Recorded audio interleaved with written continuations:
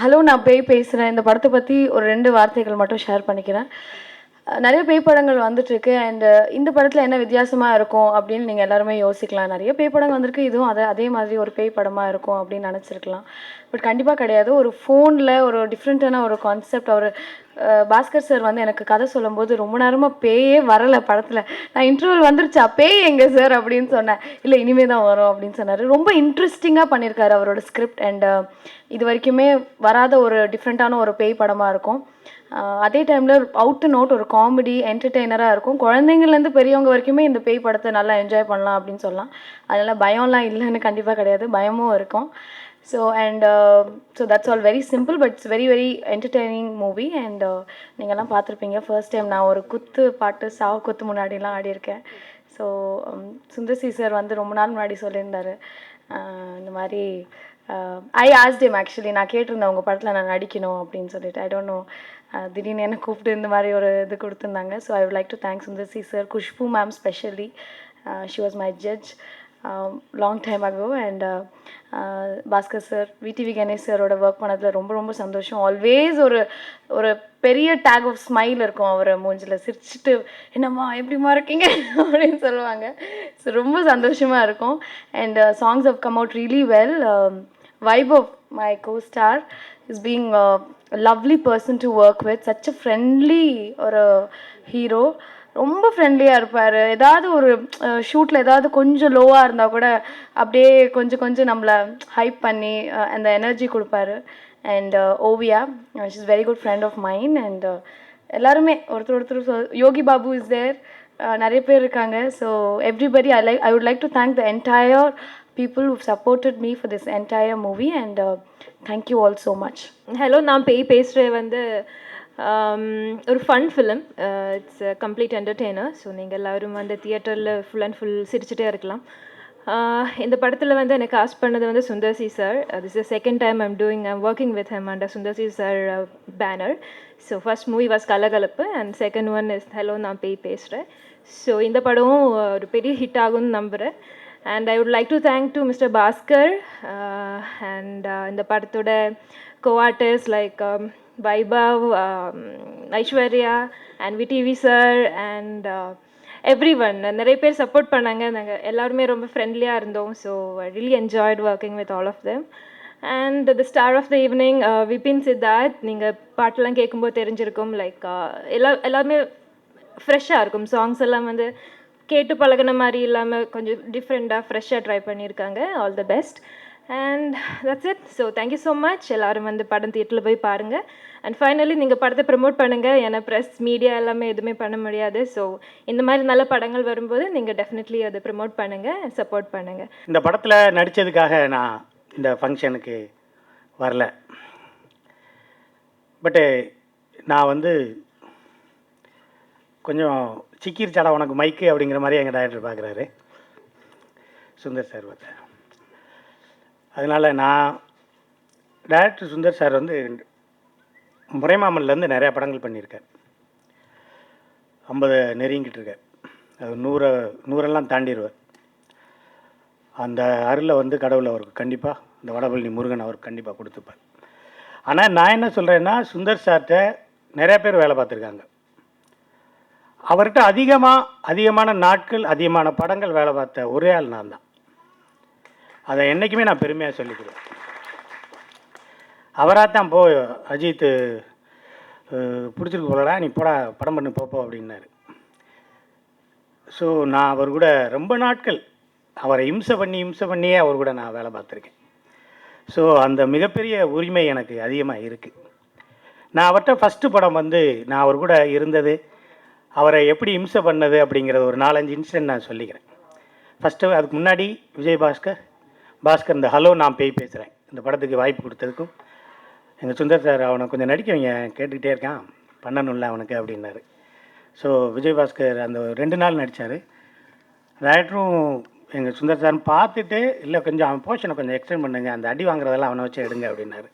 அப்புறம் தளபதி தினேஷ் சார் ரோப்கெல்லாம் கட்டி அடித்து நொறுக்கி ஒரு 3 நாள் உங்களை அடிக்க சொல்லியிருக்காரு டைரக்டர் அப்படின்னு சொல்லி அடித்தார்.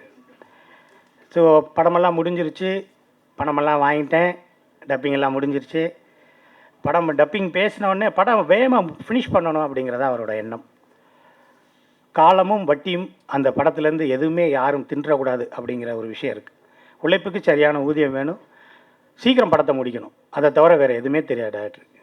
படம் பார்த்துட்டு என்னோடய போர்ஷனை பார்த்துட்டு தீபாவளி அன்னைக்கு ஒரு 4 நாளைக்கு முன்னாடி 4 நாளைக்கு முன்னாடி 4th or 5th அன்பு மேனேஜர்கிட்ட 1,00,000 ரூபாய்க்கு மேலே, நீங்கள் நம்பவே மாட்டீங்க, ஒரு கவரில் எனக்கு கையில் கொடுத்து விட்டார். புளியை தீபாவளிக்கு வச்சுக்க சொல்லியிருந்தேன். நான் டைரக்டர்கிட்ட வந்து சொன்னேன், ரொம்ப நாளைக்கு அப்புறம் ஒரு 5,000 ரூபாய்க்கு மேலே என் ஒய்ஃபுக்கு பட்டுச்சேலை உங்கள் காசில் தான் வாங்கிட்டு போனேன். இன்னும் நான் நிறையா தரேன்டா உனக்கு பேசாமறேன் அப்படின்னாரு. எங்கள் டைரக்டர்கிட்ட நான் வேலை பார்க்கும் பொழுது ஃபஸ்ட்டு நான் அருணாச்சலம் படத்தில் தான் வேலை பார்த்தேன். நீங்கள் யாருமே நம்ப மாட்டீங்க, சூப்பர் ஸ்டாரும் ரசிகர் மன்ற தலைவர் சத்யநாராயணா சார் 2 பேரும் இந்த பையனை வச்சுக்கோங்க அப்படின்னு சொல்லி சார்ட்ட சொன்னாங்க. பரவாயில்ல இருக்கட்டும் அப்படின்னாரு. அன்றைக்கி டைரக்டர்கிட்ட இருந்த அசிஸ்டன்ட் டைரக்டர்ஸ் 19 பேர். என்னால் அசிஸ்டன்ட் டைரக்டர் பெட்டியை கூட பார்க்க முடியாது, கிளாப்பை கூட பார்க்க முடியாது, டைரக்டர்கிட்ட பேசவே முடியாது, அவ்வளவு பயங்கர பிஸி. ஃபஸ்ட்டு நாள் மாத்தாடுன்னு ஒரு சாங், எனக்கு என்னதுன்னு தெரியாது. சுராஜ்னு அசோசியேட் டைரக்டர், இப்போ லீடிங்கில் பெரிய டைரக்டர், அவர் தான் தம்பி இங்கே வாங்க, ஜூனியர் ஆர்டிஸ்ட்லாம் அங்கங்கே நிப்பாட்டுங்க, மார்க் பண்ணிக்கங்க, பட்டுச்சலையை பார்த்துங்க, பேக்ரவுண்ட் கண்டினியூட்டி பார்த்துங்க, ஓகே போங்க அப்படின்ட்டார். நானும் ஜூனியர் ஆர்டிஸ்ட் எல்லாம் நிப்பாட்டிக்கிட்டே இருக்கேன். டைரக்டர் ஷார்ட் வைக்கல, இப்படி திரும்பி பார்க்கல, நான் ஒரு பொம்பளை லேடி அங்கே கொண்டு வந்து நிப்பாட்டுறது. அப்புறம் அங்கே கவுண்டர் போயிடும் 3 நாள் பார்த்துட்டு 2 நாள் பார்த்தார். 3ஆவது நாள் என்னை கூப்பிட்டார், எங்கள் வடான்னு, சார் உன்னை அடித்து பல்லுலாம் உடச்சி போடுவேன், நாளைக்கு வரும்போது உங்கள் லேடிஸ் எல்லாம் கரெக்டாக கூப்பிட்டு வரணும்னாரு. சார் அப்படின்னேன், லேடிஸ் எல்லாம் புதுசாக கூட்டு வரலன்னு வச்சுக்க பிச்சு போடு அப்படின்னாரு. உடனே சுராஜ் அதே என்ன இவன்ட்டே சொல்கிறேன் அப்படின்னாரு. இவன் தானடா ஏஜென்ட்டு அப்படின்னாரு. நான் யாரையும் தவறாக சொல்லலை, தப்பாக நினச்சிக்கிறாங்க. இவன் தானே இல்லை சார், இவர் அசிஸ்டண்ட் போக சொல்கிறான், அங்கிட்டு போக சொல்கிறான் அவனை அப்படின்னாரு. அப்புறமேல என்ன செஞ்சார், ஹைதராபாத் ஷூட்டிங் போயிடுச்சு. நீங்கள் எங்கே இருப்பீங்கன்னா, சரி ஓகே 17 பேருமா கூப்பிட்டு போக முடியும், அதனால் இங்கே 18 போக சொல்லுங்கள் அவனை அப்படின்னு சொல்லி சுராஜ் தான் சொல்லிட்டார். நான் அங்கே போனோடனே டைரக்டருக்கு தமிழ் பேப்பரில் எல்லா தமிழ் பேப்பர் 6 தமிழ் பேப்பர் படிப்பார். காலையில் 2 மணி நேரம் பேப்பர் படிப்பார் அவர். ஒரே ஒரு காஃபி மட்டும் குடிச்சு 2 மணி நேரம் பேப்பர் படிப்பார். 6:15 8:00 வரைக்கும் படிப்பார். அதில் குமுதம், ஆனந்தவுடன், கல்கி என்னென்ன இருக்கோ எல்லாத்தையும் படிப்பார். அப்படி ஒரு சின்ன கிளான்ஸ் எல்லாம் இல்லை, டீட்டெயிலாக படிப்பார். இதை அங்கே அவருக்கு அனுப்பணும். நான் இதை அனுப்புகிற பொறுப்பை அந்த பாலகோபி ப்ரொடக்ஷன் மேனேஜர் என்கிட்ட கொடுத்துட்டார். நீங்கள் அனுப்புகிறீங்களான்னு. ஓகேன்னு நான் ஒரு பெரிய கவர் ரெடி பண்ணி தினத்தந்தி தினமலர் அன்புள்ள சுந்தர் சார் அவர்களுக்கு உள்ளே தினத்தந்தி தினமலர் ஆனந்தவுடன் எல்லாம் இருக்குது அப்படின்னு சொல்லி நான் அனுப்பிச்சி விடுவேன். அங்கே எவனோ ஒருத்தன் சித்து வேலை பார்க்குறான், யாருன்னு பாருங்க சுராஜ் அப்படின்னு. தம்பி பேப்பர் மட்டும் அனுப்புங்க, கவரில் எழுதாதீங்க அப்படின்னு. அப்புறம் நான் என்ன செஞ்சேன், திருப்பி உள்ளே அனைத்து பேப்பர்களும் இருக்கிறது அப்படின்னு. நான் அனுப்புனதே அவருக்கு 2 நாள் கழிச்சு தான் போகும். அப்புறமேல் இது அனுப்புகிறவன் வேண்டா பாடுறா அப்படின்ட்டார். அப்புறமேல் கடவுள் புண்ணியத்தில் அப்படி இப்படின்னு சொல்லி போய் 1,00,000 ரூபா கோடி ரூபா ரஜினி சார் செலவழிக்கணும் அப்படின்னு சொல்லிட்டு அந்த ஒரு பெரிய குடோன்லாம் செட்டு போட்டு எல்லாம் எடுத்துக்கிட்டு இருக்காங்க. அவர் ஏம் ரத்ன சார் வர்றாரு, சார் பேசிக்கிட்டு இருக்காரு, அது இருக்காரு. நான் எல்லா நோட்லையும் படுத்து ஃபோட்டோ எடுத்துக்கிட்டு இருக்கேன். சுராஜ் அவனை டைட்டாக பாரியா, அவன் வேறு மாதிரி தெரியுதா அப்படின்னாரு. சரின்னு சொல்லிட்டு சரி எஸ்கேப் ஆயாச்சு. சரி அந்த படத்திலே ஒரு போர்ஷன் அசிஸ்டன்ட் டைரக்டரு அறிவழகன்லேருந்து எல்லா பேரும் நிறையா பேர் அங்கங்கே போயிட்டாங்க. அதில் ஒரு அசிஸ்டன்ட் டைரக்டரு கொஞ்சம் கூடாது நடிகை ரம்பாவை ஒருதலையாக காதலிக்கிறாரு. அவன் அவர் என்னடா அண்ணி என்ன சொல்கிறாங்க அப்படிம்பாரு. டைரக்டர் கூலிங் கிளாஸ் போட்டிங்க வாடா நின்னே கூட என்ன சொல்கிறான், அண்ணி என்ன சொல்கிறான்னு கேட்குறேன். இனிமேல் உனக்கு தினம் இதுதான் வேலை, அவன் என்ன சொல்கிறானோ அதை என்கிட்ட சொல்லுவாங்க. அப்போ தான் நினச்சேன், சரி சாரு எனக்கு ஒரு வேலை கொடுத்துட்டாரு, சரி அப்படியே சொல்லியாச்சு. சரின்னு சொல்லிட்டு அதில் சுராஜ் எல்லோரும் பெரிய பெரிய அறிவழகன், சங்கர் நிறைய பேர் இருந்தாங்க. எல்லா பேரும் நான் சொல்கிறதுக்கு நான் உண்மையிலே நான் சந்தோஷமாக இருக்குது.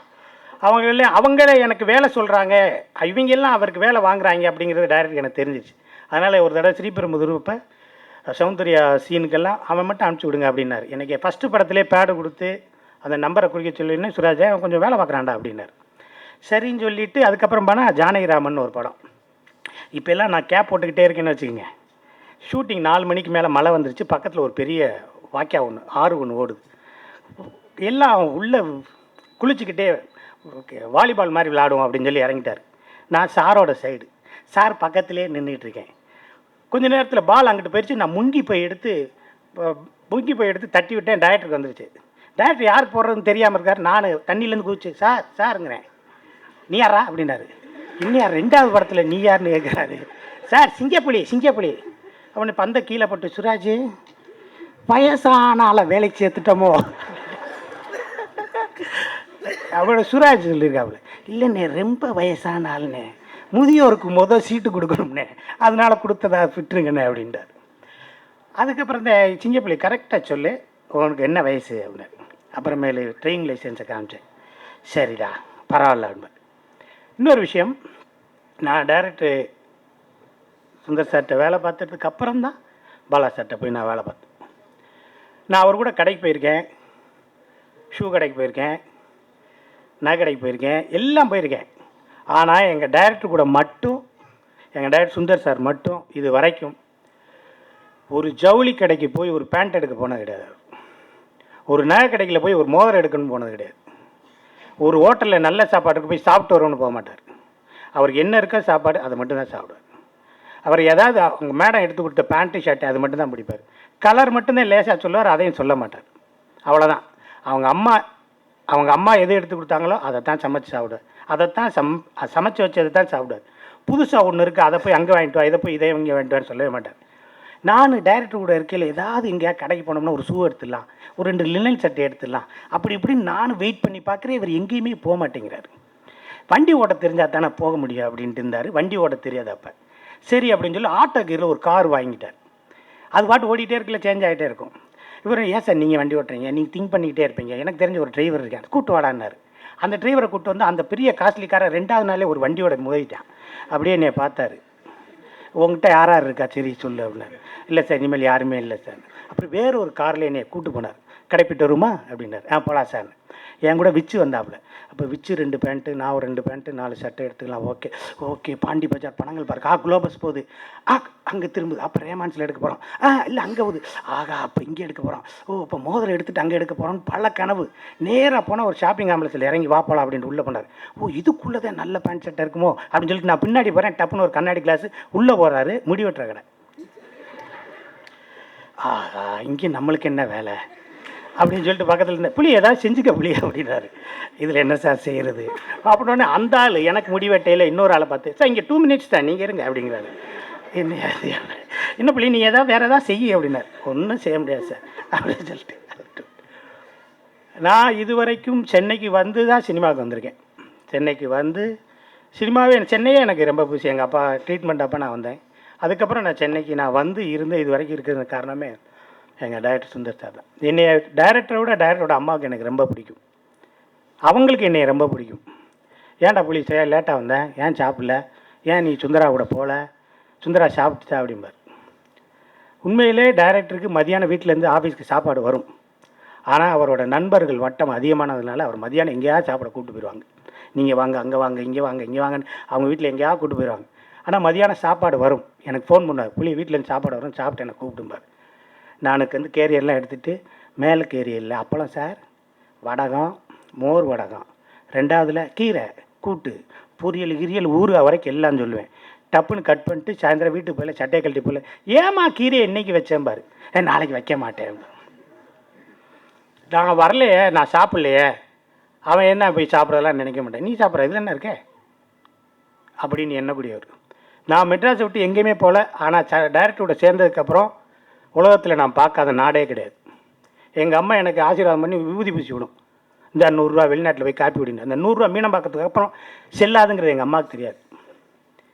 ஆனால் எங்கள் அம்மா 100 ரூபா கொடுக்கும். ஒரே ஒரு பாஸ்போர்ட் மட்டும் எடுறா அப்படின்னு சொல்லி என்னை சன் சிட்டி சவுத் ஆஃப்ரிக்காவிலேருந்து சுவிட்சர்லாந்து வரைக்கும் அத்தனை ஊரும் கூட்டு போயிருக்காரு. பிஏ ஆர்ட்ஸில் கொண்டு போய் டிஸ்கஷனில் உட்கார வைக்கிறார். கொஞ்சம் வெளியே போயிடுறேன்னு. மேலே பிஏ ஆர்ட்ஸு நம்ம ஐயா பஞ்சு ஐயா மேலே இருக்கார்.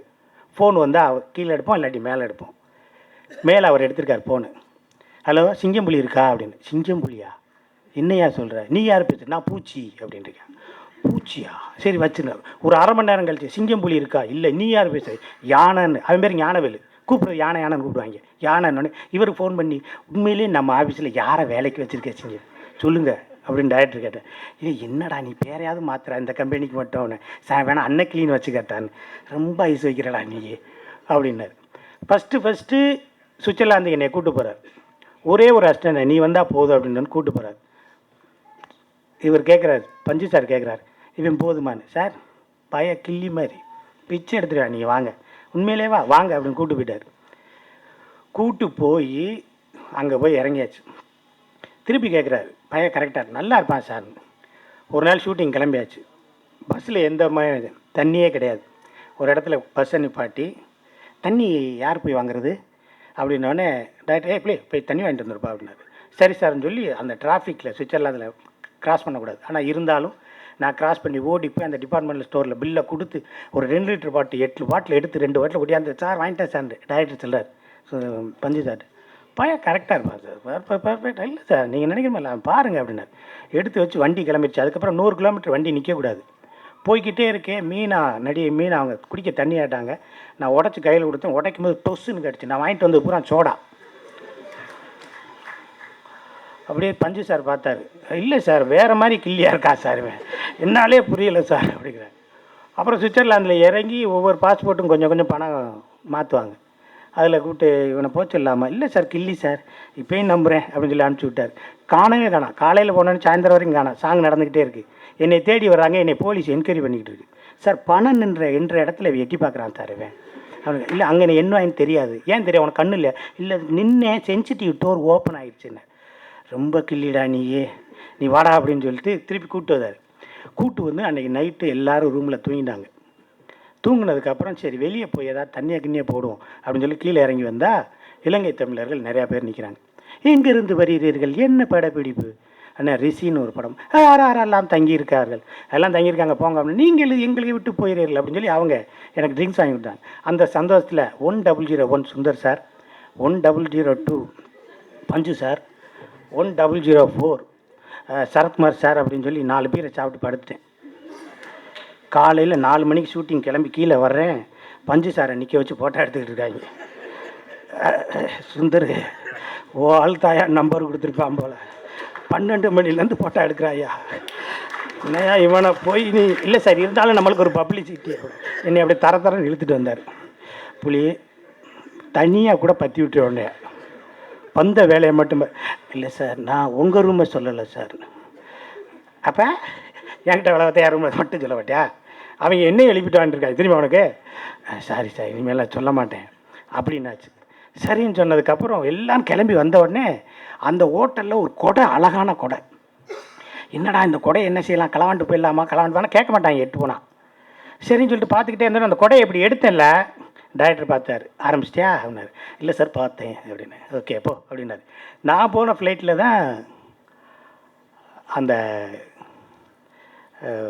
சாக்கி ஷராஃப் மாதிரி இன்னொரு கோவிந்தா வந்தார்.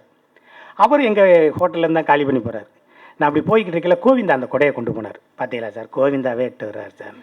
சரி இப்போயும் ஒன்றும் கெட்டுப்பில்ல, ஒரு ஆட்டோ பிடிச்சி போயிட்டு வந்துடு அப்படின்னு, ஒரு வண்டியை பிடிச்சி போயிட்டு வானா சார் அப்படின்னு.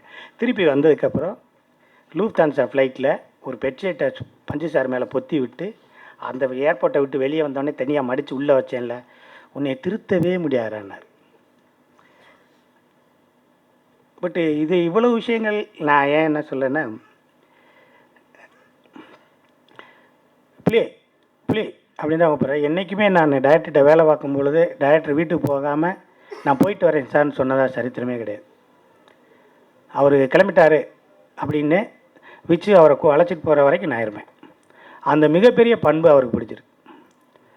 நான் இது வரைக்கும் அவர்கிட்ட மட்டும் அவர்கிட்ட பெருசாக நான் கற்றுக்கிட்டேன்னா என்னன்னு தெரியல. ஆனால் அவர்கிட்ட ஒரு மிகப்பெரிய நேர்மை இருக்குது. உலகத்தில் வாழ்க்கையை 2ஆக பிரிக்கலாம். முன்பகுதி கஷ்டம்னா பின்பகுதி மிகப்பெரிய ஒரு நல்ல விஷயம் இருக்கும். கொடிது வறுமை கொடிது, இளமையில் வறுமை கொடிது. எங்கள் டைரக்டர் மாதிரி சின்ன வயசில் நீங்கள் கஷ்டப்பட்டதை யாரையுமே நீங்கள் பார்க்க முடியாது. சில நேரங்களில் சொல்லுவார், நீங்கள் டைரக்டர் கூட காலில் ஏதோ அடின்னாங்க.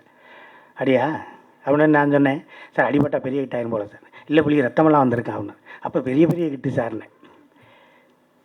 எங்கள் டைரக்டருக்கு ஒரு ஷூட்டிங்கில் கால் ஃப்ராக்சர், 12 கிலோமீட்டர் தாண்டி வீடு இருக்குது. எல்லாத்துக்கும் வீடு கொடுக்க வண்டி கொடுக்க முடியுமா, நடந்து போயா அப்படின்ட்டாங்க. அவர் நடந்து போனார்.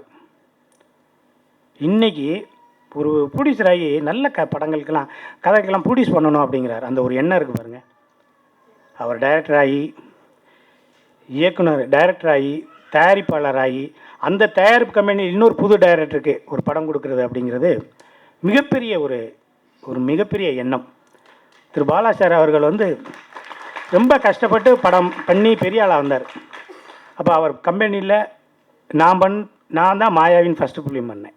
அதுக்கப்புறம் தான் பிவாஸ் சார்லாம் பண்ணாங்க. அதுக்கப்புறம் இன்னொரு மிஸ்கின்லாம் பண்ணியிருக்காரு. பட்டு நான் இன்னும் நிறையா ஓடணும்னு நினைக்கிறேன். நான் ஓடி இந்த அவனி சினி கிரியேஷன்ஸில் டைரக்டர் இதை மட்டும் பண்ணுறேன், அதை க்ளோஸ் எடுத்துக்க, சேஷன் எடுத்துக்க, இதை மட்டும் எடுத்துக்க, அந்த ஒயிட் எடுத்துகிட்டு வா அப்படிங்கிற மாதிரி நான் ஒரு படம் பண்ணணும். அது வரைக்கும் நான் ஓடி இருக்கணுங்கிறதான் எண்ணம். இந்த படம் ஹலோ நான் பேய் பேசுகிறேன். இட்ஸ் மியூசிக்கலி மிகப்பெரிய நல்ல படமாக இருக்குது. ஒரு படம் ஒரு காம்பேக்டாக ஒரு த்ரில்லர் எப்படி படம் பண்ணணும் அப்படிங்கிறத பாஸ்கர் வந்து ரொம்ப அழகாக நல்லா பண்ணியிருக்காரு. பாஸ்கர் நாளை இயக்குனர் 4th சீசன் ஏதோ பண்ணியிருக்காரு. 4th சீசன் வின்னர் அவர். ஸோ சார் அசிஸ்டண்ட் இல்லாமல் ஃபஸ்ட் டைம் வெளியே டைரக்டருக்கு வந்து இந்த படம் கொடுத்துருக்காரு. ஸோ இதுலேருந்தே தெரியும் படம் எவ்வளோ ஒரு சூப்பராக வந்திருக்கும், எவ்வளோ எக்ஸ்பெக்டட் லெவல் ஜாஸ்தியாக இருக்கும் அப்படின்ட்டு. அண்ட் 2 ஹீரோயின்ஸ் இருக்காங்க, ஓவியா. 2 பேரும் பேய் தான் படத்தில். 2 பேருமே அழகான பேய்ங்க. அண்டு என்னென்னா ஸ்பாட்டில் ஜாஸ்தி விடிவி சாரோட தான் பேசிகிட்டு இருப்பாங்க. அதான் கொஞ்சம் கஷ்டம். உங்களுக்கு எப்பவுமே தெரியும் என்னோட சென்டிமெண்ட். ஆடியோ ஃபங்க்ஷன்ட்டு பெருசாலாம் விழா கொண்டாடாமல் உண்மையாகவே எங்கள் மேலே அக்கறை இருக்கிற எங்கள் வளர்ச்சியில் ரொம்ப முக்கிய பங்காற்ற மீடியா உங்கள் முன்னாடி தான் எப்பவுமே என்னோடய ஆடியோ ரிலீஸ் பண்ணுறது நான் ரொம்ப விரும்புவேன். அந்த வரிசையில் ஹலோ நான் போய் பேசுகிற படமும் இப்போ உங்கள் முன்னாடி வந்து ஆடியோ ரிலீஸ் பண்ண போகிறோம். எப்பவும் போல் உங்கள் ஆதரவு சப்போர்ட் எங்களுக்கு தேவை. எங்கள் வளர்ச்சிக்கு அது வந்து ரொம்ப முக்கியமான ஒரு விஷயம். நீங்கள் வந்திருக்க எல்லாத்துக்கும் நன்றியும் தெரிவிச்சுக்கிறேன். ஹலோ நான் பேசுகிறேன். இவ்வளோ நாள் நான் இருந்தாலும் வந்து ஒரு வகையில் இது என்னோடய முதல் படம். ஆஸ் அ ப்ரொடியூசராக என் பேர் போட்டு வர முதல் படம். நான் இது வரைக்கும் நிறைய படம் பண்ணியிருந்தாலும் பார்த்திங்கன்னா அது அவனி சினிமேக்ஸில் பண்ணியிருந்தோம். இதுதான் ஃபஸ்ட் டைம் வந்து என் பேரில் இந்த படம் எடுத்திருக்கேன். அதுக்கு முக்கியமான காரணம் என்னென்னு பார்த்தீங்கன்னா பாஸ்கர் தான் சொல்லுவேன். ஏன்னா நாளை இயக்குனர் சீசனில் வந்து நான் இருக்கும்போது பாஸ்கரோட படங்களுக்கு வந்து நான் அவ்வளோ பெரிய ரசிகன். ஏன்னா பயங்கரமாக சிரிக்க வைப்பார். எல்லா படத்துலையும் வந்து ஹியூமர் வந்து அவ்வளோ பிரமாதமாக இருக்கும். அப்புறம் அந்த சீசன் முடிச்சதுக்கப்புறம் கொஞ்ச நாள் கழிச்சு அவர் என்னை காண்டாக்ட் பண்ணார், இந்த மாதிரி சார் ஒரு கதை சொல்லணுன்ட்டு. சரின்ட்டு அந்த கதையை கேட்டேன். பார்த்தா வேற ஒரு கதையை சொன்னார். ஏதோ அமெரிக்காவில் சயின்டிஸ்ட்லாம் அந்த மாதிரி ஒரு கதை. ஏன் பாஸ்கர் நல்லா தானே இருந்தீங்கன்னு கேட்டேன். இல்லை சார், அது ஒரு திருடர்கள் ஜாக்கிரதைன்னு ஒரு ஷார்ட் ஃபிலிம் பண்ணி, ஏன்னா ஆக்சுவலாக அந்த டைட்டில் வச்சு தான் சொன்னார் சார், திருடர்கள் ஜாக்கிரதைங்கிற பேரில் ஒரு கதை பண்ணியிருக்கேன். நான் அந்த ஷார்ட் ஃபிலிம் தான் இருக்கும்னு சொல்லிட்டு வர சொல்லி கேட்டேன். அப்புறம் வந்து பார்த்தா வேறு கதையை சொன்னார். ஏன் அந்த கதை பண்ணல? இல்லை சார், பேய் கதை, நிறைய பேர் பேய் படம் பண்ணிகிட்ருக்காங்க, அதான் எங்கே போய் பேய் கதைனாலே வேணான்னு சொல்லிடுறாங்க சார். அதை ட்ரெண்டை பற்றிலாம் கவலைப்பட, நிறைய பேர் பண்ணுறாங்க பண்ணல, அதெல்லாம் பற்றி கவலைப்படாதீங்க, நம்ம கதை நல்லா இருந்தால் ஓடும், நீங்கள் அதை ரெடி பண்ணிவிட்டு வாங்க, நம்ம உட்காந்து பேசலான்னு.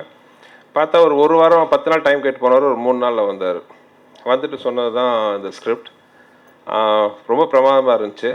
இந்த படத்தில் வந்து அவர் பண்ண கதையை விட எனக்கு பாஸ்கர் அண்ட் அவங்க டீமில் பிடிச்சிருந்த விஷயம் என்னென்னா சின்சியாரிட்டி, ஜெயிக்கணுங்கிற ஒரு வெறி, ஒரு விடாமுயற்சி, ஆர்வம், அந்த யங்ஸ்டர்ஸ் இருக்கிற அந்த ஒரு ஆர்வம் எல்லாமே இருந்துச்சு. ஸோ அதுதான் எனக்கு பிடிச்சிருந்துச்சு. அவங்க கண்ணில் ஜெயிக்கணுங்கிற வெறி இருந்துச்சு. இப்போ கண்டிப்பாக வெற்றி கிடைக்கணும்னு நம்பிக்கை இருந்துச்சு. அதனால தான் அந்த படத்தை நான் பண்ணலான்னு முடிவு பண்ணேன். அதுக்கு தகுந்த மாதிரியே பாவம் இந்த 6 மாதத்தில் பார்த்திங்கன்னா அவங்க ஒர்க்கு வந்து பெரிய ஒர்க்கு. இந்த படத்தில் நான் பண்ண ஒரு புத்திசாலித்தனமான காரியம் என்னென்னா, திருக்குறள் சொன்ன மாதிரி இன்னார் செய்த என்ன அவங்கவுங்க வேலையை வந்து யார் கரெக்டாக செய்வாங்களோ அவங்கள்ட்ட கொடுக்கணுன்னு திருக்குறள் சொல்லுவாங்க. அந்த மாதிரி வந்து டைரக்டராக பாஸ்கர், அப்புறம் ப்ரொடக்ஷன் சைட் பார்த்திங்கன்னா இது வரைக்கும் என் கூடவே நிழல் மாதிரி இருக்கிறார் அன்பு. ஃபுல்லாக ப்ரொடக்ஷன் வந்து அன்புகிட்ட கொடுத்துட்டேன். ஆக்சுவலாக அன்பு தான் ப்ரொடியூசர். நான் வந்து அப்பப்போ செக்கில் கையெழுத்து போகிறதோட சரி. அன்பு பற்றி நிறைய உங்களுக்கு இந்த ஸ்டைல் இன்ட்ரடியூஸ் பண்ணோம். என்னோடய உடன்படாத தம்பி மாதிரி, எனக்கு தெரிஞ்ச எல்லாத்துக்கும் அன்பு தெரியும். அந்த மாதிரி முதல் தடவையாக அவன் வந்து ஒரு பெரிய சுமையை தாங்கிட்டு இந்த படத்தை வந்து நல்லபடியாக முடிச்சு கொடுத்துருக்காரு அன்பு. இந்த மாதிரி பாஸ்கர் நல்லா அருமையாக பண்ணார். Congrats to Bhaskar. ஒழுகுது மலர் வந்து சீக்கிரம் முடிச்சிடுறேன். அப்புறம் விபின் வந்து பிரமாதம். ஏன்னா வழக்கமாக படங்களில் வந்து ஈஸி, இந்த டூயட் சாங் போகிறதுனா ஈஸி, அந்த பாட்டு ஹிட் பண்ணணும், ஓகே டூயட் போடுவோங்கிறது வேறு.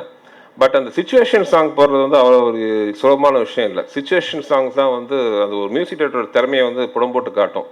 இப்போ உதாரணத்துக்கு இந்த படத்தில் பார்த்தீங்கன்னா கருணாகரன் வந்து அவர் ஃப்ளாஷ்பேக் ஒரு கதையை சொல்லுவார், அவர் லவ் அஃபேரை. இதை சீனாக இருக்கிறத விட வந்து ஒரு சாங்காக இருந்தால் நல்லா இருக்கும்ட்டு டைரக்ஷன் டிபார்ட்மெண்ட்லாம் ஃபீல் பண்ணாங்க. அதை கருணா சொல்லணும், ஆனால் அந்த சாங் கருணா பாடி கேட்கணுன்னா அது இது கிளைமாக்ஸ் முன்னாடி வரும் கொஞ்சம் போர் அடிக்கும். ஏதாச்சும் ஒரு வித்தியாசமாக இருந்தால் பெட்டராக இருக்கும் போது பாஸ்கர் கேம் வித் ஒரு சூப்பர் ஐடியா. அவர் சொன்னார், உண்மையாக இல்லையான்னு தெரியாது, உங்களுக்கு தான் தெரியும். சிங்கிள் நோட்லேயே ஒரு சாங் வரைக்கும் வேர்ல்டில் யாருமே பண்ணதில்லை, நான் முதல் தடவை அந்த படத்தில் பண்ணியிருக்கேன் சார்னு ஒரு சாங் போட்டு காமிச்சார், ரொம்ப நல்லா இருந்துச்சு. அதே மாதிரி விஜய் சேதுபதி பாட வச்ச ஒரு சாங் ரொம்ப நல்லா இருந்துச்சு. பட் நான் பயந்துட்டு இருந்தேன்னா இந்த மாதிரி படத்துக்கு வந்து ரீ ரெக்கார்டிங் ரொம்ப முக்கியம். சமீபத்தில் வந்து நான் ஒரே தடவை ரீ ரெக்கார்டிங்கில் உட்காந்து எந்த கரெக்ஷனும் சொல்லாமல் ஆஹா சூப்பராக ரீ ரெக்கார்டிங் சூப்பராக இருக்குன்னு சொன்ன படம்னு பார்த்தீங்கன்னா அது என்ன சம்மந்தப்பட்ட படங்களில் பார்த்தா அளவு நான் போய் பேசுகிறேன். விபின் ரொம்ப அருமையாக மியூசிக் போட்டிருந்தாரு. So congrats to Vipin. இதாக வரணும். கேமராமேன் சரவணன் ஏற்கனவே எனக்கு கூட ஒர்க் பண்ணியிருக்காரு, ரொம்ப அருமையான டேலண்ட். மேற்கொண்டு என் கூட நிறைய படம் ஒர்க் பண்ணணும், அதுக்கான சந்தர்ப்பங்கள் நல்லபடியாக அமையும்னு நம்புகிறேன். நல்ல டெக்னீஷியன் டீம் அவர் அப்புறம் என்னோட குரூப் ஆஃப் டெக்னீஷியன் தளபதி தினேஷ் இருக்கார், editor Srikanth, art director Ponraj எல்லாமே இருந்தாங்க. அது போக புதுசாக டான்ஸ் மாஸ்டர், லிரிக் ரைட்டர்ஸ், அவர் யாராச்சும் விட்டுருந்தா மன்னிச்சுக்கோங்க, எல்லாருமே இருக்காங்க. நம்ம எங்கள் மேனேஜர் மிஸ்டர் மோகன், இந்த மாதிரி எல்லாமே நல்ல டீம் அமைஞ்சுது. புதுசாக ரியாஸ், என் குடும்ப நண்பர் ரியாஸ். பட் என்னமோ தெரியல இவ்வளோ வருஷம் வந்து என் கூட அவர் ஒர்க் பண்ணவே இல்லை படத்தில். முதல் தடவையாக வந்து இந்த படம் தான் வந்து ஒர்க் பண்ணியிருக்காரு. அவர் is like one of our family ரியாஸ். ஸோ எல்லாருக்கும் வாழ்த்துக்கள். அப்புறம் முக்கியமாக அந்த படத்தில் இன்னொரு விஷயம் பார்த்தீங்கன்னா, அந்த படத்துக்கு அமைஞ்ச ஆர்டிஸ்ட் வைபவ் ஆகட்டும், ஐஸ்வர்யா, ஓவியா, விடிவி சார், சிங்கம்புலி, யோகி பாபு, கருணாகரன், எல்லாத்தையும் சிங்கம்புலி எல்லாருமே, சிங்கப்பூர் தீபன், அதாவது இந்த அது அளவெடுத்து தைச்ச சட்டம் மாதிரி வந்து இந்த படத்தில் எல்லா கேரக்டருக்கும் பொருந்துனாங்க. ஆக்சுவலாக படம் எல்லாம் அந்த ப்ராஜெக்ட்லாம் செட் ஆனதுக்கப்புறம் எனக்கு மனசில் ஒரு சின்ன பொறாமை கூட வந்துச்சு பாஸ்கர் மேலே. ஏன்னா ஒரு அருமையான ஸ்கிரிப்ட், ஒரு அருமையான செட் ஆஃப் ஆர்டிஸ்ட்டு, அடடா இப்படி ஒரு ப்ராஜெக்ட் நமக்கு டைரக்ஷன் பண்ண கிடச்சா நல்லா இருந்திருக்குமேன்ட்டு ஒரு பொறாமையே வந்துச்சு. ரொம்ப ஒரு அருமையான ஒரு set of artist. As a ப்ரொடியூசராக இன்னொன்று வைபவ், எனக்கு வந்து போன தடவை வைபவ் தான் எனக்கு முதல்ல தெரியாது. வைபவ் படத்துலலாம் பார்த்து ஒரு ஃபோட்டோவெல்லாம் பார்த்து ஒரு பயங்கர கேசனோவான்னு நினச்சிட்டு இருந்தேன் நான். நேரில் பார்த்தா தெரியுது ரொம்ப பரிதாபமாக இருந்துச்சு. அவர் சொந்த கதையெல்லாம் கேட்கும்போது அந்த பரிதாபமே வந்து எங்களுக்கு அவருக்கு ஒரு நல்ல ஒரு நட்பை உருவாக்கி கொடுத்துச்சு. ஏன்னா நான் அதே மாதிரி தான், வெளியில் என்னை பற்றி எல்லாம் அப்படி விட பேசுவாங்க, உள்ள உண்மையாக பரிதாபமாக நாள். ஸோ ரெண்டு பேருக்கும் ரொம்ப சிங்க் ஆச்சு. ஐஸ்வர்யா ஆக்சுவலாக மாநாட மயிலாட பார்க்கும்போதே வந்து அவங்க துருத்துருன்னு இருப்பாங்க, ரொம்ப பிடிக்கும். அப்போ ஒய்ஃப்ட்டு தான் கேட்டேன், இந்த மாதிரி இந்த பொண்ணு நல்லா இருக்காங்க, ஏதாவது படத்தில் ஹீரோயினாக லான்ச் பண்ணலாமே அப்படின்ட்டு. அவங்க குஷ் தான் சொன்ன, ஐஸ்வர்யாட்ட சொல்லி அவங்களோட போர்ட்ஃபோலியோ தான் அனுப்ப சொல்லியிருந்தோம். அவங்க அனுப்பிச்சிருந்தாங்க. பார்த்தா அந்த மாநாட மயிலாட லாங் ஷாட்டில் ஆடுறதெல்லாம் ஒரு சிடி போட்டு அனுப்பிச்சிருந்தாங்க. ஸோ அப்போ நான் நினச்சிக்கிட்டேன், ஓகே ஐஸ்வர்யா இந்த பொண்ணுக்கு நடிக்கிறதுல இன்ட்ரெஸ்ட் இல்லையாட்டிருக்கு, இன்னும் ஒரு ஃபோட்டோலாம் அனுப்ப சொன்னால் ஒரு இன்ட்ரெஸ்ட்டாக ஃபோட்டோலாம் அனுப்புவாங்க, இது ஏதோ ஒரு சீடியெல்லாம் அனுப்பிச்சிருக்காங்களே, சரி நடிப்பில் இன்ட்ரெஸ்ட் இல்லாத பொண்ணை நம்ம ஏன் கம்பல் பண்ணிவிட்டு அப்போது அந்த படத்தில் என்னால் ஒர்க் பண்ண முடியல. பட் பின்னாடி இப்போ வந்து பெரிய ஹீரோயின் ஆகிட்டாங்க. ஸோ ஐஸ்வர்யாவுக்கு தேங்க்ஸ் இந்த படத்தில் வந்ததுக்கு. ஓவியா என்னோட லக்கி ஹீரோயின் கலகலப்பில் பண்ணாங்க. இந்த படத்தில் வந்து ஒன் ஆஃப் த பேய் வந்து ஓவியா.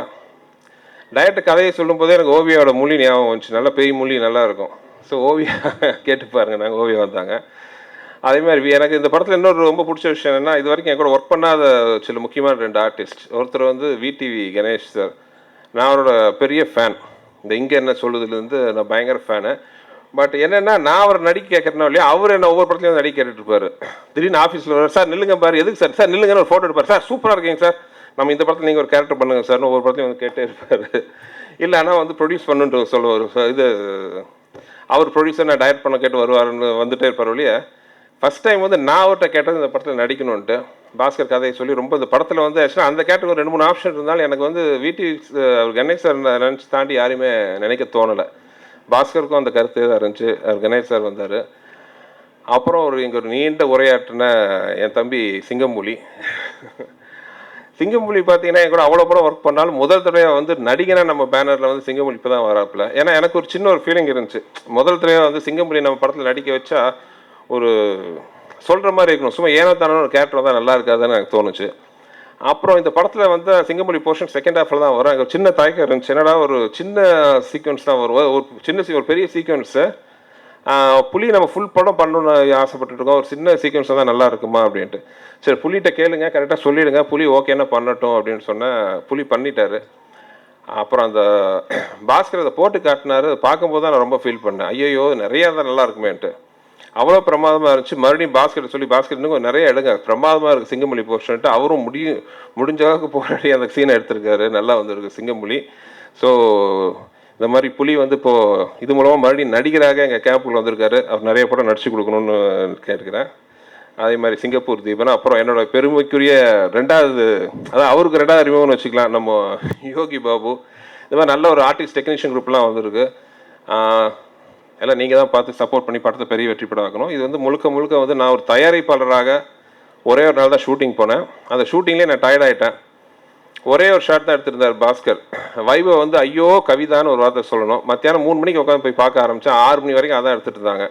அதான் நான் வந்து முதலும் கடைசியமாக அந்த ப்ரொடியூசராக ஷூட்டிங் போனது. ஸோ இது முழுக்க முழுக்க வந்து பாஸ்கரோட படம். இதில் என்னோட பங்களிப்புன்னு பார்த்தீங்கன்னா அவுட் ஆஃப் தயாரிப்பாளருங்கிறத மீறி ஒரு உதவி இயக்குனராக ஒர்க் பண்ணியிருக்கேன். உதவி இயக்குனருங்கிற சென்ஸ், மனசுக்கு பட்ட கருத்தை நம்ம சொல்லுவோம், ஏற்றுக்காது வந்து டைரக்டரோட சாய்ஸ். அந்த மாதிரி வந்து எனக்கு தோணுதை வந்து டைரக்டர் சொல்லியிருக்கேன். மற்றபடி வந்து முழுக்க முழுக்க பாஸ்கரோட படம். ஒரு மிகப்பெரிய வெற்றி பட இயக்குனராக பாஸ்கர் வருவாருங்கிற நம்பிக்கை இருக்குது. ஏன்னா படம் பார்க்கும்போது நமக்கு ஒரு ஜட்ஜ்மெண்ட் தெரியும். ஒவ்வொரு தடவை பார்க்கும்போது அந்த படம் வந்து ஒரு காமெடி பார்க்குறோம், ஒரு தடவை சிரிப்போம், ரெண்டாவது தடவை பார்க்கும்போது லைட்டாக சிரிப்போம், 3வது தடவை ஓகே நடி பார்ப்போம். பட் இந்த படத்தில் பார்த்தீங்கன்னா நிறையா சீக்வன்ஸ் வந்து எத்தனை தடவை பார்த்தாலும் வந்து வயிறுக்குள்ளுங்க சிரிக்க வைக்கிற மாதிரி இருக்குது.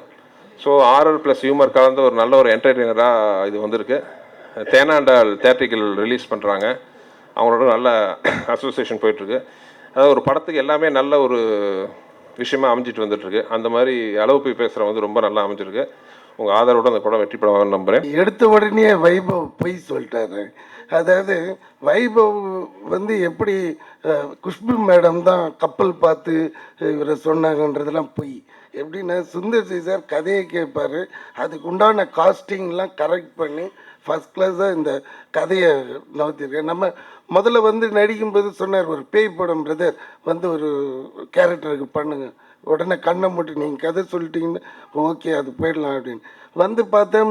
முதல்ல நடிக்கும்போது என்னடா பக்கத்தில் இருக்க கோ ஆர்டிஸ்ட் எல்லாமே, ஈவன் சிங்கம் புலி கருணாகரன் எல்லாமே அவர் கதையை கேட்டு அவர் இன்வால்வ் ஆகி அவர் ஒரு பெரிய படம் எடுத்துகிட்டு இருக்காரு.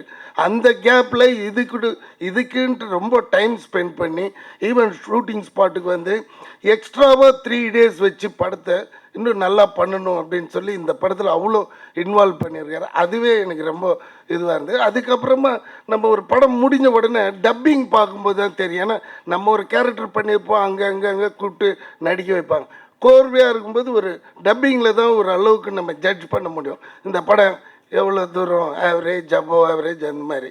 ஸோ டப்பிங் முடித்த பிறகு பார்த்தா பியூட்டிஃபுல்லாக இருந்தது. நேராக போய் அவருக்கு ரொம்ப தேங்க்ஸ் சொன்னேன். ஏன்னா இந்த படத்தில் நடித்தது இது வரைக்கும் நான் பேய் படம் பார்த்துருக்கேனே தவிர்த்து நடித்ததில்லை. அண்ட் இது வந்து ரியலி சொல்லப்போனால் யூ சர்டிஃபிகேட் கொடுக்கலாம் இந்த படத்தில். ஏன்னா இதில் வந்து கொலைகளை குத்துறது அந்த மாதிரி எதுவுமே இல்லை. பேய் பாட்டுக்கு வர்றோம், அது பாட்டு அது வேலையை பண்ணிவிட்டு அது பாட்டுக்கு போயிடும். சூப்பராக இருக்கும். அது உள்ளே நடக்கிற full comedy drama and hilarious. அதுவும் அந்த புது டைரக்டர்னே சொல்ல முடியாது, அந்த அளவுக்கு எனக்கு என்ன தெரியல, அந்த மாதிரி ஒரு டைரக்டருங்கிட்ட தான் நானும் மாட்டிக்கிறேன். அந்த கப்பலாக இருக்கட்டும், இதுவாக இருக்கட்டும், இது கூட அதுக்கு வந்து சுந்தர் சி சாருக்கு நான் ஸ்பெஷல் தேங்க்ஸ் சொல்கிறேன். ஏன்னா யாருமே போடா எதுக்குடா அப்படின்ட்டு, ஆனால் அப்படி கிடையாது. சுந்தர் சார் இறங்கி இந்த படத்தை ஃபஸ்ட் கிளாஸாக பண்ணியிருக்காரு. இதோட வெற்றி எல்லாமே அவரை தான் போய் சேரும். அந்த அளவுக்கு இந்த படத்தில் அது கேமராமேன் ஆகட்டும், மற்ற விஷயங்கள் டீமே பியூட்டிஃபுல்லாக இருக்கும். சவுண்டே இருக்காது. ஆனால் என்னென்னா காலையில் கூப்பிட்டாங்கன்னா மறுநாள் காலையில் தான் அனுப்புவாங்க. அது ஒரு பயங்கரம். ஒரு 2 days அப்படி போகிறதே தெரியாது. ஏன்னா வந்து இன்னும் 1 day நீங்கள் ரெஸ்ட் எடுத்தால் தான் எழுந்தே போக முடியும். அந்த அளவுக்கு பெண்டு கட்டிட்டாங்க. பட் நல்லா இருக்குது. அந்த உழைப்புக்கு நம்ம இப்போ பார்க்கும்போது அது ரொம்ப சந்தோஷமாகவும் இருக்குது. இதான் என்னோடய ஃபஸ்ட்டு ஸ்டேஜ், தப்பாக நினைக்காதீங்க. இதுதான் முதல் முறையாக எனக்கு ஆடியோ ஃபங்க்ஷனில் ஸ்டேஜ் ஏறி பேசுகிறது. இதுதான். ஏன்னா நான் இப்போ வர படங்கள் எல்லா படங்களும் பண்ணியிருக்கேன், ஆனால் இதுவரை யாரும் என்னை ஸ்டேஜில் ஏற்றலை. வந்தவொடனே தெரியும் எனக்கு, சார் தான் சொல்லியிருப்பார் எப்படி அவனை ஏற்றுங்க ஸ்டேஜில்னு. ரொம்ப நன்றி சார். இந்த படத்தில் எனக்கு வாய்ப்பு கொடுத்ததுக்கு சுந்தர் சாருக்கும் டைரக்டர் பாஸ்கர் சாருக்கும் நான் ரொம்ப நன்றி தெரிவிச்சுக்கிறேன். எப்போவுமே அவர் கம்பெனியில் நான் படம் பண்ணணும்னு ஆசைப்பட்றேன். இது ஒன்று போதும் எனக்கு. நிறைய பேசணும்னு வந்தேன், என்ன பேசுகிறதுன்னு தெரியல. இங்கே வந்து அதாவது முதல்ல இப்போ நம்ம ஒரு துணி கடைக்கு போகிறோம் அப்படின்னு வச்சிங்களேன், அங்கே வந்து நிறைய வந்து லோக்கல் ட்ரெஸ்ஸு, இது பிராண்டட் ட்ரெஸ்ஸு அந்த மாதிரி இருக்கும். இப்போ பிராண்டட் ட்ரெஸ்னால் நம்ம வந்து எடுத்தோம்னா ரொம்ப நாள் போடலாம், அதுக்காக எல்லோரும் பிராண்டட் தான் அதை வந்து சொல்கிறதுல ஒரு கெத்தாக ஃபீல் பண்ணுவாங்க, அப்பா அது பிராண்டட்ப்பா அப்படின்னு. அந்த மாதிரி சினிமாவில் வந்து பல முக்கியமான டைரக்டர்கள் நிறைய பேர் இருக்காங்க. அதில் மிக மிக முக்கியமான பிராண்டட் டைரக்டர் இந்த படத்தோட ப்ரொடியூசர் எங்களோட Sundar C sir. Thank you sir. எனக்கு வந்து இவ்வளோ பெரிய ஆப்பர்ச்சுனிட்டி அவர் கொடுத்துருக்காரு. ஸோ இதுக்கு முன்னாடி வந்து முக்கியமான விஷயம், ஆம்பளை படத்தில் வந்து நான் ஒரு பெரிய ரோல் பண்ணியிருக்கேன், கொஞ்சம் சீன் தான் வருவேன், ஆனால் பெரிய ரோலு. ஸோ அது வந்து முதல்ல எனக்கு வாய்ப்பு கொடுத்த சுந்தர் சி சார் தான். ஸோ அவருக்கு என்னுடைய மிகப்பெரிய நன்றிகள். Thank you so much sir. அதுக்கடுத்தது இந்த படத்தோட எங்கள் டைரக்டரு பாஸ்கர் சார். அவர்கிட்ட நான் கேட்டேன், சார் வந்து என்ன இந்த படத்தில் சுந்தர் சி சார் சஜஸ்ட் பண்ணியிருக்காரு, நீங்களும் வந்து அதை அக்செப்ட் பண்ணியிருக்கீங்க, எப்படி எதுக்காக அப்படின்னு கேட்டேன். இல்லை உங்கள் வாய்ஸும் விடிவி சார் வாய்ஸும் ஒரே மாதிரி இருந்தது, அதனால தான் அக்செப்ட் பண்ணோம் அப்படின்னு. ஸோ ரொம்ப சந்தோஷமாக இருக்குது. இன்றைக்கி வந்து ஹலோ நான் பேய் பேசுகிறேன் அப்படின்ற இந்த மிகப்பெரிய ஆடியோ லான்ச்சில் நான் கலந்துக்கிட்டு பேசுகிறது. அதுக்கப்புறம் என் கூட ஒர்க் பண்ண எங்கள் அண்ணன் விடிவி அண்ணன், ஏன்னா 2 பேரும் வந்து நிறைய பேசுவோம், சும்மா ஏதாவது கலாச்சி பேசிகிட்டு இருப்பார். நாங்கள் எப்படி இன்னும் கொஞ்சம் நிறைய திக்கானோம் அப்படின்னா, நான் கேட்பேன், அண்ணே உங்கள் வாய்ஸ் எப்படிண்ணே ஆரம்பத்துலேருந்தே இப்படி தானா இல்லை நடுவில் தான் மாறிச்சா அப்படின்வேன். இல்லைடா எனக்கு ஆரம்பத்துலேருந்தே அப்படித்தான்வார்.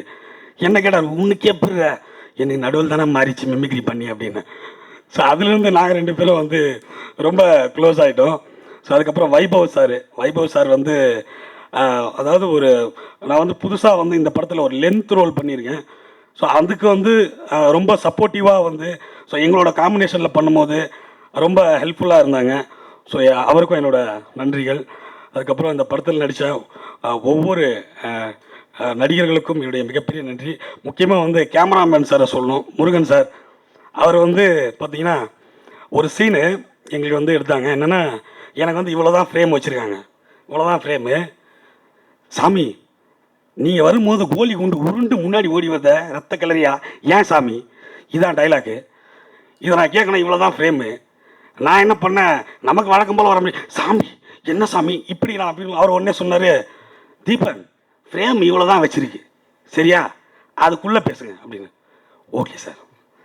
சாமி நீங்கள் திரும்ப, தீபன் ஃப்ரேம் இவ்வளோ தாங்க இருக்கு, அதுக்குள்ளே பேசுங்க. Okay sir. திரும்ப பழையபடி சாமி அதே தான் பேசினேன். அதுக்கப்புறம் ஃப்ரேமில் பார்த்தேன், மறுபடியும் இந்த மாதிரியே ஷேக்காகி பேசுகிறீங்களே தீபன் அப்படின்னு கேட்டார். சாரி சார் ஷூட் பண்ணிட்டீங்களா அப்படின்னு கேட்டேன். ஷூட் பண்ணிட்டேன் அப்படின்னாரு. அதில் பார்த்தேன், அதில் அந்த ஷேக்கே இல்லை. ஏன்னா நான் ஷேக் பண்ண அளவுக்கு அவர் கேமராவை ஷேக் பண்ணி எடுத்திருக்காரு, மேட்ச் பண்ணியிருக்காரு கரெக்டாக. ஸோ அந்த மாதிரி ரொம்ப டெக்னிக்கலாக ஒர்க் பண்ணியிருக்காரு. ஸோ எல்லாருக்குமே வந்து என்னுடைய மிகப்பெரிய நன்றிகள். ஒன்ஸ் அகெயின் என்னுடைய சுந்தர் சி சாருக்கு மறுபடியும் என்னுடைய மிகப்பெரிய நன்றிகளை தெரிவிச்சுக்கிறேன். ஸோ பாட்டும் வந்து ரொம்ப நல்லா வந்திருக்கு, ரொம்ப அற்புதமாக வந்து எங்கள் மியூசிக் டைரக்டர் போட்டிருக்காரு. ஸோ எல்லாரும் வந்து இந்த படத்தை வந்து தேட்டரில் பார்த்து என்ஜாய் பண்ணுங்கள். 2016 ஹலோ நான் பேய் பேசுகிறேன் அப்படிங்கிற அந்த படம் ஒரு மிகப்பெரிய என்டர்டெய்னிங் ஃபிலிமாக இருக்கும் அப்படின்ற அஷூரன்ஸ் மட்டும் நாங்கள் கண்டிப்பாக தரோம். தொடர்ந்து எனக்கு வாய்ப்பளிக்கும் சுந்தர் சாருக்கு நன்றியை தெரிவிச்சுக்கிறேன். அப்புறம் இந்த படத்தில் டேரக்டர் சார், கேமராமேன் அவங்களுக்கும் நன்றியை தெரிவிச்சுக்கிறேன். இந்த படத்தில் ஒர்க் பண்ணவங்க எல்லாருக்கும் நன்றி. இந்த படம் வெற்றி பெற ஆண்டவனை வேண்டிக் கொள்கிறேன். ரொம்ப சந்தோஷமாக இருக்குது சுந்தர் சி சார்போட தயாரிப்பில் இந்த படத்தில் நான் எழுதுறது. இதில் நான் 3 பாடல்கள் எழுதியிருக்கேன். கெங்கிஸ்தா மங்கிஸ்தா அப்படிங்கிற ஒரு கவுண்டமணி சாரோட டைலாக் எல்லாத்தையும் யூஸ் பண்ணி அதில் வந்து காதல் வரிகளை சேர்த்துருக்கோம். அது வந்து சாரு நான் பாஸ்கர் சாரும் சுந்தர் சி சாருக்கு சுந்தர் சாருக்கு முன்னாடி நான் அந்த பாடல் எழுதினேன். பல்லவி எழுதின உடனே மெசேஜ் பண்ணிவிட்டேன், விபினுக்கு, என்னங்க கோழிக்கூறுன்னு ஆரம்பிச்சிருக்கீங்க, இது லவ் டுவேட் அப்படின்னு சொல்கிறீங்க அப்படின்னு. இல்லை சார் ஆசைப்படுறாரு, இது நல்லா வரும் அப்படின்னோன்னா அருமையாக ஒரு டியூன் போட்டார், ரொம்ப நல்லா வந்தது. பாட்டு கேட்டோன்னா சுந்தர் சார் ரொம்ப பாராட்டினார். அதுக்கப்புறம் சிங்கிள் நோட்டில் வந்து விபின் வந்து ஒரு பாடல் பண்ணியிருக்காரு. இதில் வந்து கருணாகரன் சார் பண்ணியிருக்காங்க அந்த பாட்டை, ரொம்ப சூப்பராக வந்திருக்கு. அதே மாதிரி இன்னொரு பாடல் வந்து இதயத்தின் லேப்டாப் சப்தம் உயிருக்கு ரிங்டோனடா அப்படின்னு ஒரு பாடல் வரும், அதுவும் சிறப்பாக வந்திருக்கு. நான் அலோனா பேய் பேசுகிற படத்தில் பாடலாசிரியர் இருக்கேன். 2 பாட்டு எழுதியிருக்கேன். எனக்கு வாய்ப்பளித்த ப்ரொடியூசர் சுந்தர்சி சாருக்கும் பாஸ்கர் சாருக்கும் நன்றி தெரிவிச்சுக்கிறேன். மியூசிக் டைரக்டர் விபின் சாருக்கும் நன்றி தெரிவிச்சுக்கிறேன். இதில் பார்த்தீங்கன்னா சிலாக்கி டும்மான்னு ஒரு சாங் அதை எழுதியிருக்கேன். அந்த பாட்டு பார்த்தீங்கன்னா டோட்டல் சாவு குத்தோட அம்மா, அதுக்காக தான் அந்த பாட்டு. அதை வச்சு கான்செப்ட் சொன்னார் பாஸ்கர் சார், அதை வச்சு அந்த பாட்டை நான் எழுதினேன். இந்த சிலாக்கி டும்மா உக்லைன் வந்து சிலாக்கி டும்மாவை பிடிச்சிக்கோ அப்படி சொன்னார். சரி, அதை வச்சு நான் அப்படியே இது பண்ணேன். அதுக்கப்புறம் மஜ்ஜா மல்ச்சம் படாய் மலை உல்ஸு. படாய் மலை உல்ஸுனா உஷாராக இருங்கோ, ஒரு திருட்டு பசங்களை பற்றி ஒரு பாட்டு ஒன்று எழுதி சொன்னார். திருட்டு பசங்க வந்து அதை வச்சு கான்செப்ட், அதை வச்சு பாட்டு எழுதி சொன்னார். படாய் மலை உல்ஸுன்னு சொன்னால் அவங்களுக்கு யாருக்கும் எதுவும் புரியவே இல்லை. இது வந்து நார்த் மெட்ராஸில் பேசுகிற லோக்கல் இது பாஷை இது. படாய் மலை உல்ஸுனா உஷாராக இருங்க, துடிக்குது பல்ஸு அப்படி சொல்லிட்டு அப்படியே பாட்டு எழுதினேன். அதை விஜய் சேவி சார் பாடியிருக்காரு, நானும் கூட பாடியிருக்கேன். சிலாக்கிடுமா நானும் பாடியிருக்கேன். எனக்கு வாய்ப்பளித்த எல்லாருக்கும் நன்றி. ஒரு படம் ப்ரொடியூஸ் பண்ணுறது ஓகே, ஆனால் ஹீஸ் ஃபர்ஸ்ட் ஆஃப் ஆல் ஒரு டைரக்டர். ஸோ ஒரு டைரக்டரே ஒரு படம் ப்ரொடியூஸ் பண்ணும்போது ஒரு டிஃப்ரென்ஸ் செம்மையாக இருக்குது. அவர் கரெக்ஷன் சொல்லும் போதும் அட்வைஸ் தரும் போதும் அவர் என்ன ஃபஸ்ட்டு சொல்லுவாருன்னா ஒரு ஒப்பீனியன் சொல்லிட்டு சொல்லுவார், விபின் இது நீயும் டைரக்டரும் டிசைட் பண்ணுறது, நான் ஜஸ்ட் ஒரு ஒப்பீனியன் தான் சொல்லுவேன், வேணும் எடுத்துக்கோங்கன்னு சொல்லுவார். அண்ட் ஒரு ஒப்பீனியன் ஸ்டூடியோக்குள்ளேயும் சொல்லும் போது அவர் சொல்லுவார், இங்கே சொல்லும் போது டைரக்டராக சொல்கிறேன், ஆனால் டோருக்கு வெளியில் போனால் ப்ரொடியூசர் ஆயிடுவேன், எப்போ கிடைக்கும்னு அவர் கேட்பார். So, Sundarsi sir, thank you so much for being a fantastic producer and supporting us. Anbu sir, a fantastic manager. Sir, அங்கே என்னமோ கவர் பண்ணுறாரு ஃபேஸ்லாம். அவர் ரொம்ப சப்போர்ட்டிவாக இருந்தாங்க எல்லாருமே. ஒரு டெட்லைன் கொடுக்க மாட்டாங்க அவங்க என்ன சொல்கிறாங்கன்னா, நீங்கள் கரெக்டாக பண்ணிவிட்டு கையில் கொடுங்க, அப்புறமா நம்ம பார்த்துப்போம், work you own give us a பெஸ்ட்னு சொல்லுவாங்க. Secondly director sir Bhaskar. Ganesh sir சொன்ன மாதிரி it doesn't look like his first film. அவர் ஆல்ரெடி 2-3 ஷார்ட் ஃபிலிம்ஸ் பண்ணிவிட்டு சக்ஸஸ்ஃபுல்லாக பண்ணிவிட்டு அவர் இங்கே வந்திருக்காரு. ஸோ அவர் படம் பண்ணும்போதே அவருக்கு எப்படின்னா படம் ஒர்க் ஆகுமான்னு இல்லை, ஆனால் எப்படி பெஸ்ட்டு ஆடியன்ஸுக்கு கொண்டு போகணுன்னு தான் அவர் ட்ரை பண்ணியிருக்காரு. அது ஃபென்டாஸ்டிக்காக வந்திருக்கு. Bhaskar sir and his team, புகழண்ணா, செல்வா எல்லாருமே செம்மையாக பண்ணியிருக்காங்க. ஒரு ஃபேமிலியாகவே நம்ம இருந்தோம் from the beginning till the end. Musically பார்த்தீங்கன்னா 5 சாங்ஸ் இருக்குது படத்தில். மோகன்ராஜன் அண்ட் பிரபா 2 பேரும் 5 சாங்ஸ் எழுதியிருக்காங்க. Mohanraj I know him for many years. நான் கம்போஸ் பண்ணும்போதே நான் அவரை கூப்பிட்டு தான் கம்போஸ் பண்ணுவேன், ஏன்னா நம்ம சிங்க் அப்படி செம்மையாக அவர் லிரிக் எழுதி தான் நான் டியூனே பண்ணுறது நார்மலி. 3 சாங்ஸ் அவர் எழுதியிருக்காரு. அண்ட் பிரபா ஃபஸ்ட் டைம் அவர் இந்த படத்தில் எழுதியிருக்காரு. நார்த் மெட்ராஸ் லாங்குவேஜில் ஒரு சாங் வேணும்னு சொல்லும் போது தான் டைரக்டரும் நானும் தேடும் போது யூடியூப்பில் பிரபா நம்ம தேடி பிடிச்சோம். ஆக்சுவலி அவர் லிரிசிஸ்டாக வந்தார், ஆனால் லிரிக் எழுதி ரஃபாக பாடும்போது டியூன் அவர் வாய்ஸில் நல்லா ஃபீல் இருந்தது, நல்லா வாய்ஸ் இருந்தது. ஸோ பிரபாவே விஜய் சேதுபதியோட பாடினார். ஐ would like to thank Vijay Sethupathi. ஃப்ரெண்ட்லியாக வந்து நான் சேதுவை கூப்பிட்டு சொன்னேன், இப்படி ஒரு சாங் இருக்குது ப்ரோ, வந்து பாடுறீங்களானாலே நெக்ஸ்ட் டேலே வந்து பாடினார். அவர் ஆல்ரெடி நான் ரஃபாக என் வீட்டில் வந்து ஒரு தாட்டி என் வீட்டில் நான் இருந்துட்டு பாடினார். ஸோ அவர் எப்படி பாடுவார்னு எனக்கு தெரியும். ஸோ அவர் சொன்னார், என் பாடுற ஸ்டைல் உனக்கு தெரியும், ஸோ பாட முடியுமான்னு கேட்டார். டெஃபினட்டாக முடியும்னு சொன்னேன். ஸோ நெக்ஸ்ட் டே வந்து சேது வந்து பாடி கொடுத்தாரு. Lot of fun it was. Scenes எல்லாம் பார்த்தா சாங்ஸ் வெரி பியூட்டிஃபுல்லாக வந்திருக்கு. Vaibhav, Aishwarya, Oviya, Karunakaran, they look very beautiful on the screen. Thank you for making my songs look very beautiful.